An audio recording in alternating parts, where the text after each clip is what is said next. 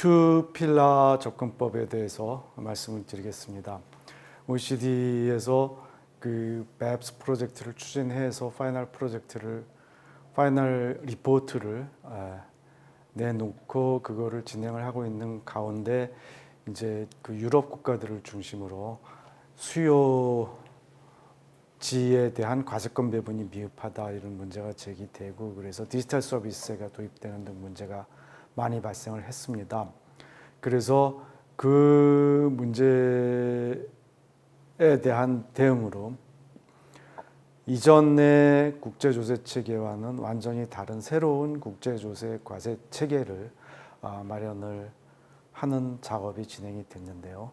그것이 투 필라 접근법이라고 할 수 있습니다.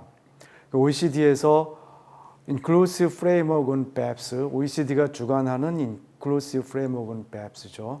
거기서 그 논의를 진행을 하고 있는데 그 Inclusive Framework에 2011년 8월 현재 139개국이 참여를 하고 있습니다. 어떻게 보면 전 세계의 거의 모든 국가들이 참여하고 있다고 볼 수 있고요. 그 국가들이 논의를 해서 지금 모든 국가들이 동시에 적용하는 새로운 개편안을 마련을 하는 겁니다. 개편안은 크게 이제 필라 1과 필라 2로 구성이 돼서 투 필라 접근법이라고 하는데 그 밑에 부분에 보면 필라 1에 대한 간단한 설명이 있어요.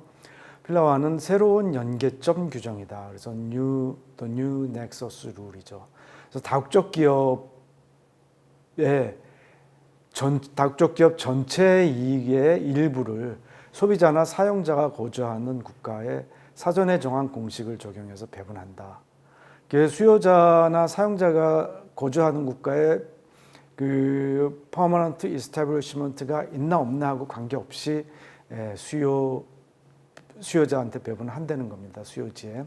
그게 첫 번째 룰이고요. 그래서 기존의 고종사업장에 배분한 원칙과 완전히 다른 거죠. 두 번째는 최저한세율입니다. 그래서 최저한세는 다국적 기업 이익에 대한 세부담이 최저한세에 미달하는 경우에는 거주지에서 추가적으로 자국세법을 적용해서 과세할 수 있도록 하는 그런 제도입니다. 이 제도에 대한 논의가 쭉 지속이 됐다, 뭐 조금 지연되기도 하고 이러면서 2010년 10월에 필라 1과 필라 2에 대한 각각에 대한 블루프린트가 발표가 됐고요. 그리고 이제 2011년 7월에 G7 재무장관 회의에서 주요 이슈에 대한 합의를 도출을 했습니다. 그리고 향후 계획을 발표를 했는데요. 일단 그 2011년 G7에 제출한 합의안에 대해서 139개 국가가 참여하고 있는데 그 IF 논의에 그 중에서 133개 국가가 동의를 했습니다. 그래서 전체적으로 6개 국가가 아직 동의를 안 한 상태고요. 아일랜드와 헝가리는 반대 의사를 명확하게 표명을 했습니다. 이 G7 합의에 따르면 향후 계획이 2021년 10월까지 남아있는 사항들의 합의를 도출하고 구체적인 도입 방안을 마련한다는 겁니다. 그래서 필라 1의 경우에는 2022년까지 필라 1 시행을 위한 다자간 협약을 마련을 하고 2023년부터 시행한다. 이런 안을 제시를 했고요. 필라 2도 2022년까지 국가별로 입법을 완료하고 2013년부터 시행을 한다. 이런 합의가 되어 있습니다. 그래서 필라 2는 의무사항은 아니고요. 공통적금에 해당되는 것으로서 국가별로 적용을 하든지 말든지 자율적으로 결정하고 적용하는 경우에는 합의된 방안을 따르도록 하는 그런 정도의 의무를 두고 있습니다. 그래서 지금부터 이제 필라 1, 필라 2의 내용에 대해서 조금 살펴볼 건데 블루프린트에 나타난 내용에 대해서 먼저 간략하게 보고 나중에 합의된 내용들, 변화된 내용들을 조금 더 보겠습니다. 필라 1의 개념은 전통적으로 과세의 근거가 되는 고정사업장이 없더라도 새로운 개념의 연계점을 마련해서 그 연계점이 있는 지역에 과세권을 배분한다는 건데 그 연계점이라는 것은 소비자, 사용자, 거주지입니다. 그래서 이제 필라 1에서는 다국적 기업의 이익을 세 가지로 나눕니다. 어마운트 A와 어마운트 B, 어마운트 C가 있는데 어마운트 E는 새로운 연계점을 적용해서 배분하는 부분이고요. 어마운트 B는 다국적 기업이 수행하는 아주 기본적인 마케팅 및 유통 기능에 대한 통상적인 수익률입니다. 이걸 루틴 프로핏이라고 그러고요.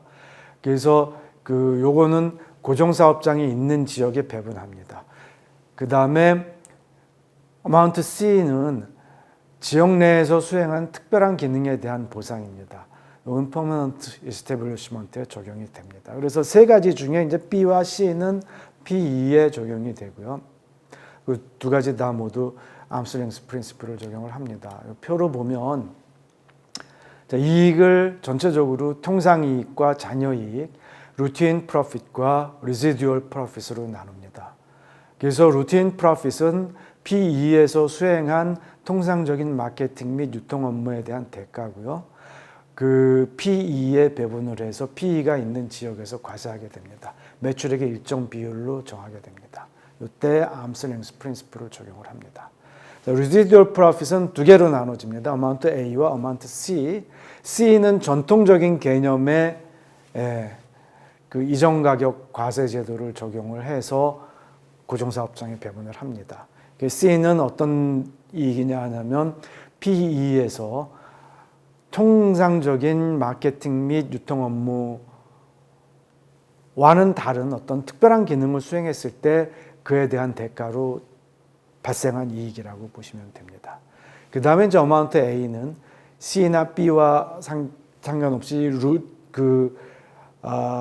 잔여 이익의 residual profit의 일정 비율로 이제 산정을 할 건데요.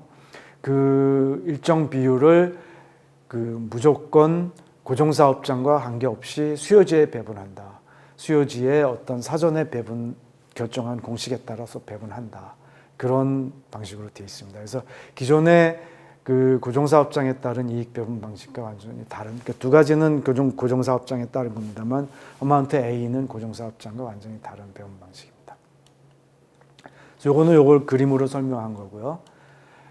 어마운트 A는 이제 그 윗부분은 제가 지금 설명드린 내용이고요. 새로운 연계점은 소비자, 컨슈머, 사용자, 유저가 거주하는 지역입니다. 그래서 배분 기준은 총 수입액 또는 총 판매액이 될 거고요. 적용 대상 업종은 크게 두 개로 분류가 됩니다. 디지털 서비스, ADS라고 하는데 오토메이티드 디지털 서비스 분야고요. 그래서 온라인 검색 엔진, 소셜 미디어 플랫폼 등등 우리가 상식적으로 생각할 수 있는 디지털 서비스 분야가 다 들어갑니다.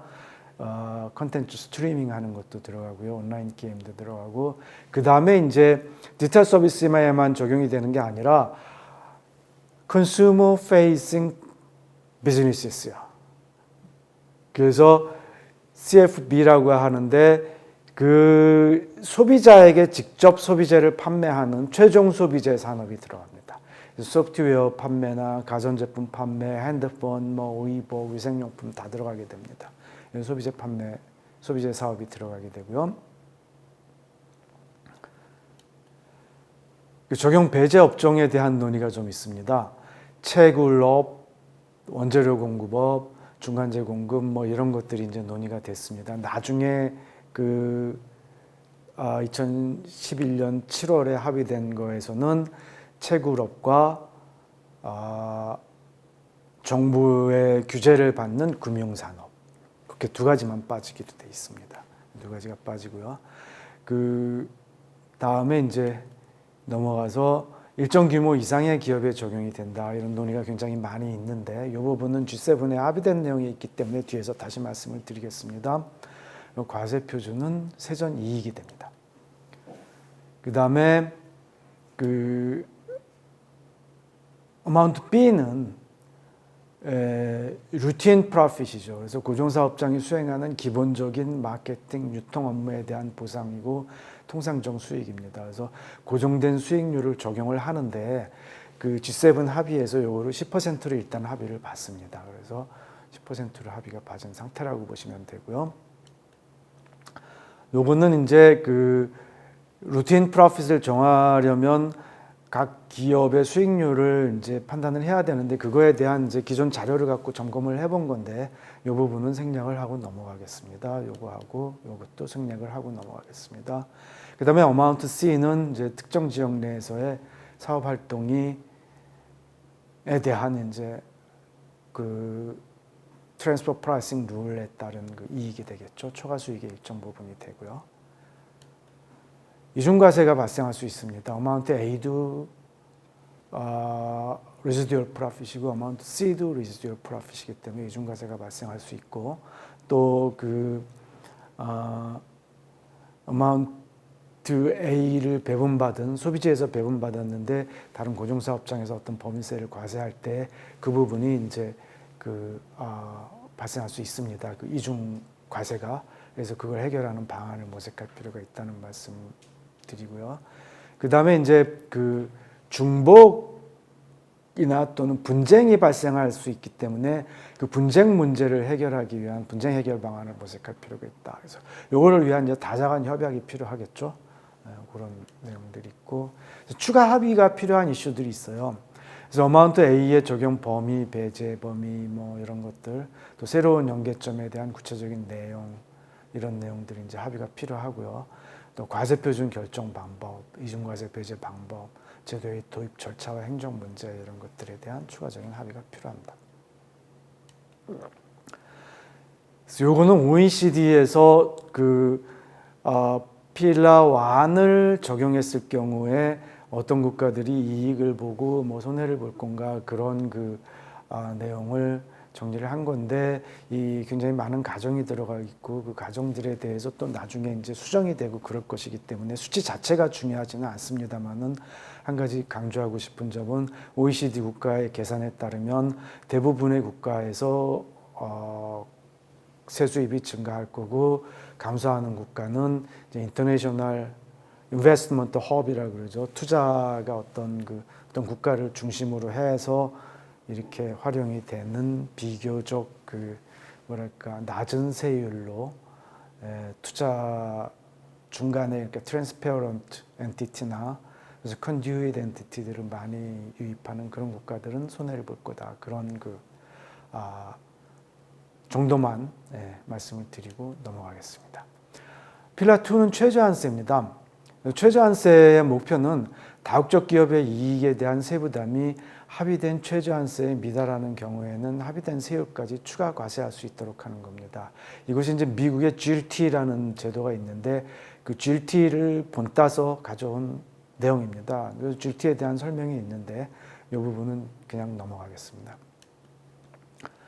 그 네 가지 요소로 구성이 되어 있습니다. 최저한세를 보장하기 위해서 첫 번째는 인컴 인클루전 룰인데 다른 국가에서 과세된 실효세율이 최저한세율 미만이면 거주지 국가에서 과세할 수 있다. 추가 부분을 그런 얘기가 이제 인컴 인클루전 룰이고요.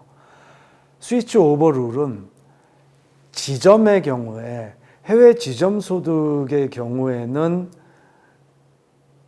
국외 소득 이제 면세하는 국가들이 있는데 국외 지점 소득을 면세하는 국가들도 외국 납부세액 공제 제도로 전환을 해서 인컴 인클루전 룰 같은 걸 적용을 하고 이중과세 방지 제도로 전환하는 게 좋겠다. 이런 이제 이행에 필요한 그런 룰이고요. 그다음에 언더택스드 페이먼트 룰은 요거는 원천지 입장에서 어떤 이자나 배당 사용료 등을 지급할 때 저쪽의 거주지 국가에서 제대로 과세하지 않는 국가일 경우에 원천지국에서 그 지급액의 비용 공제를 허용하지 않고 과세할 수 있는 그런 룰입니다. 그 다음에 subject to tax 룰은 최저한세에 미달하는 세율이 적용되는 지급에 대해서 원천징수세 또는 다른 세금을 부과하고 조약 혜택을 부인하도록 하는 그런 룰입니다. 이 네 가지가 전체적으로 적용이 돼서 미니멈 텍스를 보장하게 되는 그런 내용이 된다고 할 수 있습니다. 추가 논의 사항이 여기도 아직 많이 남아 있습니다. 최저한세율에 대해서 추가 논의를 해야 되는데 요거는 2021년 7월 합의에서 15%를 최저한세율로 합의를 받습니다. 그 다음에 이제 적용 배제 정상이익률이 있어요. 그래서 어떤 가지고 있는 고정 자산이나 고용한 직원 뭐 이런 비용이죠. 그러니까 그런 생산 요소들로부터 발생하는 정상 이익은 미니멈 텍스 적용 대상에서 배제를 해야 되는데 그걸 어떻게 산정해야 될지 뭐 이런 문제도 이슈가 된다고 보고요. 기업의 규모와 업종에 대해서도 논의를 해야 되는데 요거는 2021년 7월에 합의가 됐습니다. 그 내용은 뒤에서 말씀을 드리겠습니다. 그 다음에 이제 저세율 소득과 고세율 국에 혼합이 된 경우 이런 문제들에 대해서도 뒤에 말씀을 조금 더 드리겠습니다. 요거는 OECD에서 이제 추산을 한 건데 이것도 조금 이른 단계에서 추산을 한 거기 때문에 가정들이 나중에 합의된 것과 다른 점들이 있습니다만은 여기서 제가 이제 강조하고 싶은 것들은 지금 파랗게 칠해진 부분이 필라 1으로부터 발생하는 추가적인 세수입인데 보면 고세율국과 고소득국과 중간소득국, 저소득국이 있는데 저소득국에서 많이 증가할 거로 예상이 된다는 점이고요. 두 번째 초록색은 이제 필라 2에서 발생하는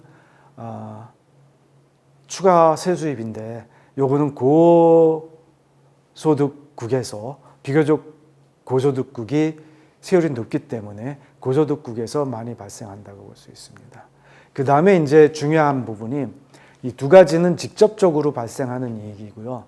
중요한 부분이 이제 좀 자주색으로 칠해진 부분인데 이 자주색으로 칠해진 부분은 이 제도들을 도입함으로 인해서 특히 필라 2죠. 미니멈 텍스를 도입함으로 인해서 발생하는 조세 회피죠. 프로핏 쉬프팅의 감소로 인해 발생하는 것이라고 봅니다. 그래서 최저한세율을 15%로 적용을 하면 프로핏 쉬프팅이 엄청나게 줄어들 것이라는 거죠. 그걸로 인해서 발생하는 그 프로핏 쉬프팅으로 인해서 발생하는 이익이 크지 않기 때문에 그런 내용들을 시사한다고 할 수 있습니다. 이건 넘어가겠습니다. 이것도 아까 그 내용들에 대한 이야기이기 때문에 넘어가겠습니다. 그래서 최근에 이제 추진 경과와 계획을 보면 쭉 진행을 해오다가 다음 페이지에서 보면 2021년 7월에 합의를 봤습니다. 그래서 139개 국가가 논의에 참여를 해서 133개 국가가 동의를 했고요. OECD 국가 중에서는 아일랜드와 헝가리가 반대를 했고 지금 이제 앞으로 진행 상황은 2021년 10월까지 남아있는 합의를 도출을 할 거고요. 그래서 구체적인 도입 방안을 마련을 하고 2022년이죠. 1년 동안 다자간 협약 또 미니멈 텍스에 대해서는 국가별 입법을 완료를 해서 2013년부터 시행을 한다. 그런 내용입니다. 지금 합의된 내용이. 그래서 구체적인 내용에 대한 합의, 그 내용들을 살펴보겠습니다. 합의 사항을 먼저 보면 필라 1에서 적용 대상 기업의 범위입니다. 전 세계 매출액 수입 금액, 전 세계 매출액이죠. 그러니까 수입 금액이나 매출액이나 같은 말인데 수입 금액이 200억 유로 이상인 기업에게 적용이 된다. 아까 7억 5천만 유로 뭐 이렇게 얘기가 나왔었는데 굉장히 줄였습니다. 이게 국가들의 저항을 줄이고 소수의 기업들만 적용이 되도록 해서 합의를 도출하기에 유리하도록 그렇게 이제 하기 위한 수단이라고 생각이 되는데요. 그러니까 매출액이 200억 유로 이상이고 세전 수익률이 10% 이상인 기업만 대상이 됩니다. 그런 다국적 기업이죠. 그래서 세계적으로 100개 정도의 기업이 적용이 된다고 합니다. 한국의 경우에는 삼성과 LG 2개 정도가 적용이 될 거다. 이런 삼성과 하이닉스 그 정도가 적용이 될 거다. 뭐 그런 추정이 있습니다. 정확하게는 아직 확정이 되지는 않았고요. 그 다음에 이제 이게 200억 유로가 굉장히 높게 책정이 된 거기 때문에 이제 진행 상황을 좀 봐서 7년 후에 2030년이죠. 시행 결과를 점검해서 성공적이라고 보면 100억 유로까지 기준을 낮추겠다. 이런 계획을 가지고 있습니다. 적용되는 업종은 디지털 서비스 산업과 컨슈머 페이싱 비즈니스들이 들어갑니다. 그리고 채굴업과 정부 규제를 받는 금융 서비스업은 제외를 하는 걸로 되어 있고요. 두 가지만 제외하는 걸로 되어 있습니다. 그 다음에 과세권이 부여되는 이제 수요지가 앞에서 말씀드린 200억은 총 매출액이고요. 다국적 기업에 각각의 이제 수요지는 과세권을 받아야 되는데 그러려면 그 지역 내에서의 소비가 어느 정도 매출이 있어야 됩니다. 그래서 이 기업들의 매출액이 해당 지역의 100만 유로 이상인 경우에 각각의 그 국가들이 그 과세권을 배분받을 자격을 갖게 됩니다. 그리고 소규모 국가의 경우에 그러니까 GDP가 400억 유로 미만인 국가에는 작은 국가들이죠. 이 국가들에는 역내 매출액이 25만 유로 이상이면은 그 어마운트 A를 배분받을 자격이 있게 됩니다. 그래서 그 루틴 B라고 이야기한 그 어마운트 B가 그 루틴 프로핏이라고 이야기한 어마운트 B가 매출액 기준으로 10%고요. 이익률이. 그 다음에 이제 10%를 초과한 이익률 중에서 일부분을 그 소비지에 배분하게 되는데 소비지에 배분하는 어마운트 A의 비율은 20%에서 30% 정도 됩니다. 확정은 안 됐습니다. 그냥 범위만 정해져 있고 앞으로 10월까지 확정을 해야 될 것으로 예상이 됩니다. 그 다음에 지역별 수입액 산출을 위한 구체적인 방안을 개발해서 발표할 예정이고요. 이제 거래 형태별로 수입액을 산출할 계획입니다. 그 다음에 이제 그 과세 대상 이익과 손실은 적절한 회계 자료를 바탕으로 약간의 수정을 가해서 산출을 하도록 할 예정이고요. 그 방안들은 이제 구체적으로 최종안에 확정이 돼서 포함이 될 것으로 생각이 됩니다. 포함되는 기업과 포함되지 않는, 그러니까 이 대상이 되는 업종과 대상이 되지 않는 업종 구분하는 문제는 재무제표를 바탕으로 이렇게 구분이 되는 경우에만 하고 그렇지 않은 경우에는 분할을 하지 않는다는 얘기고요. 마케팅 및 유통 이익의 세이프 하버를 계산을 하는 게 있는데 이 부분은 좀 더 논의를 해서 그 구체적인 안을 마련을 해서 어마운트 A가 적용이 되는 상한을 설정할 예정입니다. 이중과세 방지제도는 면세제도나 텍스 크레딧 방법 둘 중에 하나를 적용을 하도록 할 거고요. 과세의 명확성을 위해서 어마운트 A와 관련된 모든 문제들을 다루는 강제적이며 구속력 있는 분쟁 해결 장치, 예방 및 해결 장치를 마련을 할 예정이다. 그런 그 합의가 되어 있습니다. 그래서 여기서는 이중과세 방지, 이전가격, 또 이익의 이전 등에 대한 분쟁을 모두 포함을 합니다. 그래서 전체적으로 그 적용하는 국가들이 모두 동의하는 다자간 협약 형태가 될 가능성이 크다고 보입니다. 이제 어마운트 B는 지역 내에서 수행된 마케팅 및 유통 활동에 대한 이익인데요. 여기에는 그 제3자 가격 원칙을 적용해서 정하게 돼 있고요. 그리고 저개발국의 행정 능력을 고려해서 산정한다 이렇게 돼 있고, 비슷한 내용들은 앞에 말씀드린 것과 유사하기 때문에 넘어가겠습니다. 그리고 디지털 서비스 텍스에 대한 내용이 있어요. 디지털 서비스 텍스 등 각 국가가 채택한 일방적인 조치와 새로운 제도의 조화 방안을 모색한다 이렇게 돼 있어요. 사실은 미국이나 그 다른 국가들은 많은 국가들이 필라 1이 지금 필라 1이 적용되면 디지털 서비스에는 폐지를 해야 된다고 생각을 할 텐데 폐지해야 된다는 명확한 얘기는 안 나와 있습니다. 기본적으로는 폐지를 해야 된다고 생각을 하고 있을 건데 그게 이제 합의문에 어떻게 들어갈지는 잘 모르겠습니다. 그 다음에 이제 어마운트 A의 시행을 위한 다자간 협약을 2022년까지 마련해서 서명을 하고 2023년부터 시행을 한다 이런 내용들이 필라 1에 대한 합의입니다. 필라 2에 대한 합의는 그 필라 2는 IIR과 Income Inclusion Rule과 UTPR, Undertaxed Payment Rule, STTR, Subject to Tax Rule입니다. 세 가지로 구성이 된다는 걸 명시를 하고 있습니다. 그래서 Income Inclusion Rule은 다른 지역에서 낮은 세율로 과세가 되면 거주지에서 그 격차가 되는 부분, 나타나는 부분, 그러니까 미니멈 텍스보다 낮은 부분이 그러니까 미니멈 텍스와의 격차에 대해서 거주지에서 과세할 수 있다 이런 얘기고요.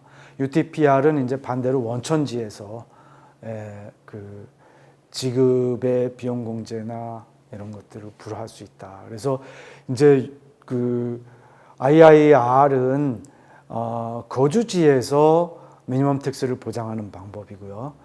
UTPR은 원천지에서 미니멈 텍스를 보장하는 방안입니다. 그래서 어느 걸 우선하느냐, 먼저 적용하느냐 하는 그런 이제 논의도 있는데 기본적으로는 IIR이 기본이고요. 그다음에 UTPR, 그다음에 Subject to Tax Rule이 적용이 됩니다. Subject to Tax Rule은 이자, 배당 등 지급과 관련해서 원천지급과에서 최저한세에 상응하는 과세를 할 수 있도록 허용하는 겁니다. 요 미니멈 텍스 글로벨이라고 하는데요. 요거는 이제 공통적인 대응으로서 원하는 국가만 적용하면 되고요. 적용할 때에는 필라 2의 방안과 일관성을 유지를 해야 됩니다. 다른 국가에서 그렇지만 이제 필라 2에 합의한 국가들은 다른 국가의 글로벌 규정을 인정을 해야 됩니다. 적용 대상 기업은 매출액 7억 5천만 유로 기준 이상이고요. 이게 아까 말씀드린 국가별 보고서 적용 기준과 같습니다. 그래서 그렇고요. IIR 적용 시 국가별로 더 낮은 기준을 적용해도 됩니다. 7억 5천만보다 더 낮은 기준을 적용해도 가능하다는 얘기고요. 적용 배제는 뭐 정부기관이나 국제기구, 연금기금이나 투자기금이 다국적 기업의 최종 모회사인 경우 또는 그들 단체나 기관에 의해 활용되는 지주회사는 적용 대상에서 배제됩니다. 그 IIR 적용 시 추가 과세분을 이제 탑다운 방식으로 매번 하는데 지분 소유별로 비율이 80% 이상인 경우에는 소유 비율로 계속 나눠가면서 분할해서 적용한다는 얘기고요. UTPR에서는 이제 어떻게 적용할 것인가 추후 논의를 해야 되는 걸로 남아 있고요. 실효세율 계산은 지역별로 구분해서 계산합니다. 이 지역 실효세율, A 지역 실효세율, B 지역 실효세율 이렇게 계산해서 다 따로따로 적용하게 돼 있고요. 적용 대상 세금과 과세 표준에 대해서는 재무제표를 바탕으로 해야 되고 합의된 공통의 정의를 적용을 해야 된다 이렇게 되어 있습니다. 최저한세율은 15%로 규정이 되어 있습니다. 합의가 되어 있습니다. 그 다음에 카브 아웃이라는 게 있는데 카브 아웃은 유형자산 및 급여의 경우에는 그것의 그 장부 가치의 일정 비율을 글로벌 대상에서 제외한다 이겁니다. 왜냐하면 유형자산과 급여에 대해서는 그것에서 발생하는 최소한의 소득에 대해서는 미니멈 텍스나 이런 것들을 적용하지 않는다 이제 그런 얘기고요. 그래서 그 비율은 지금 현재 합의된 내용은 5년간 최소 5%고 그 후에는 7.5%를 적용하겠다. 그런 계획입니다. 그래서 구체적인 방안도 이제 마련을 해야 되고요. 적용 기준이나 어떻게 계산하냐 뭐 이런 것들 대체적으로 이제 논의를 해야 되고 국제 해운업은 대상에서 제외를 합니다. 국제 해운업에 대해서는 이제 국제적으로 과세 기준이 대충 합의가 돼 있고 마련이 돼 있기 때문에 그런 것으로 알고 있습니다. 그 STTR은 이제 개도국의 필라 2에 대한 지지를 확보하기 위해서 매우 중요한 장치라고 생각이 되고요. 그래서 이자, 배당, 기타 지급에 대해서 STTR은 최저한세보다 낮은 세율을 적용하는 국가들을 그 국가들이 상대방 국가가 원하는 경우에는 양자간 조세 조약에 STTR을 규정할 수 있도록 그렇게 하고요. 최저한세는 7.5에서 9% 정도로 조금 더 낮은 수준입니다. 그래서 향후에는 여기도 2022년까지 국가별로 입법을 마련을 하고 2023년부터 시행한다는 얘기고요. 다자간 협약을 포함한 구체적 적용 방안을 이제 모색하고 STTR에 대한 구체적인 방안, 이행 과정에서의 문제 등에 대해서도 방안을 마련할 예정입니다. 전체적으로는 필라 1과 필라 2에 대해서 금년 10월까지 구체적인 방안을 합의를 하고 발표할 예정입니다. 그래서 이제 마지막 부분인데요. 합의의 지속 가능성. 일단은 뭐 강한 합의 의지를 보이고 있고 미국이나 프랑스가 지금 미국이 무역 보복을 2011년 말까지로 이렇게 제한을 해놓고 그때까지 합의하겠다는 의지를 보여주고 있기 때문에 합의는 진행을 해 나가고 있습니다. 그런데 이제 다른 많은 커멘트들을 보면 합의해야 될 내용이 굉장히 많은데 과연 될 것이냐, 또 2023년부터 시행이 될 것이냐, 뭐 이런 이런 문제들을 의문을 제기하는 것들이 많이 있습니다. 그래서 시행 자체는 조금 더 늦어질 수도 있지 않겠느냐 하는 그런 생각이 듭니다만은 하여튼 합의를 위해서 최대한 노력은 진행할 것으로 생각이 됩니다. 그리고 맨 아래쪽에 개별 국가들이 이제 DST 등 일반적인 조치를 폐지해야 될 것인데 최종적으로 합의를 도출하고 들어가기 위해서는 이 문제에도 명확하게 해야 될 것이다 이런 생각이 듭니다. 마지막으로는 다국적 기업 법인세 과세제도 개편 논의는 앞으로도 계속될 것으로 전망이 됩니다. 왜냐하면 이것만으로 완벽하게 되기는 어렵고요. 또 사업 활동을 유치하기 위한 국가 간 법인세율 인하 경쟁도 지속될 것으로 생각이 됩니다. 그런데 만약에 필라 1은 놔두고라도 필라 2만 합의가 되고 시행이 된다면 굉장히 중요한 영향을 줄 것으로 생각이 됩니다. 미국이 과거 연구에서 미국이 그루버트 알츠슐러가 2016년에 한 연구에 따르면 미국이 법인세율을 15%로 인하하는 경우에는 조세 경쟁 및 BEPS로 인한 피해가 크지 않을 것으로 전망을 했습니다. 이때 15%의 근거는 뭐냐 하냐면 미국의 GLT죠. 이 미니멈 텍스에 해당하는 GLT가 10%로 되어 있는데 여기서 10%를 미니멈 텍스로 걷고 미국이 법인세를 15%로 하면은 5% 격차만 가지고는 프로핏 쉬프팅 이런 어려운 일들을 해서 조세 회피를 하려는 인센티브가 거의 없을 것이다. 그래서 그렇게 되면은 큰 문제가 없을 것이다라고 생각을 했는데 이제 그런 관점에서 보면 지금 최저한세율이 15%로 결정이 되고 그것이 다 적용이 된다면 법인세율을 한 20% 내외로 간다 그러면 국제조세 회피는 굉장히 많이 줄어들 것으로 생각이 된다. 그런 말씀을 드릴 수 있습니다. 지금 미국이 합의에서 굉장히 중요한 역할을 하는데 미국의 법인세율이 21%라는 것도 이런 점들을 고려하면 굉장히 중요한 의미가 있지 않을까 이런 생각입니다.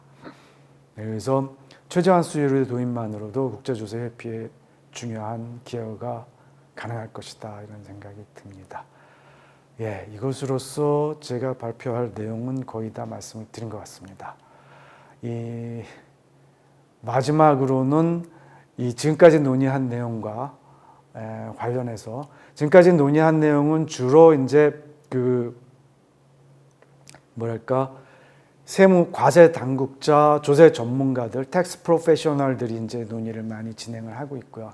경제학자들이 보기에는 이제 굉장히 근본적인 개혁은 아니지 않냐. 그래서 법인세제를 근본적으로 개편해야 되지 않겠느냐 하는 그런 논의가 있습니다. 그래서 법인세의 과세 지역을 퍼머넌트 이스타빌리시먼트 고정사업장 있는 지역이 아니라 그러니까 투자자 거주지나 수요자 거주지로 전환하는 문제에 대해서 논의를 진행을 하고 있는데 이제 그런 논의에 대해서 하나의 대안으로 제시가 된 게 현금 흐름 과세가 이제 그런 역할을 할 수 있지 않겠느냐 하는 이제 그런 논의도 있다는 점을 말씀을 드리고 오늘 발표를 마치겠습니다.